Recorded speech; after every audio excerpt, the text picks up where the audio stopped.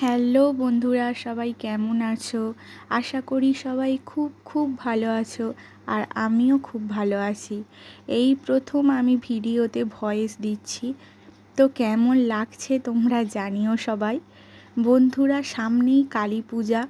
আমাদের মাঠেও কালী পূজা উপলক্ষে এবছর আমরা সবাই মিলে প্যান্ডেলের ডেকোরেশন করছি, যেগুলো তোমাদের সামনে আমরা ভিডিওর মাধ্যমে তুলে ধরছি।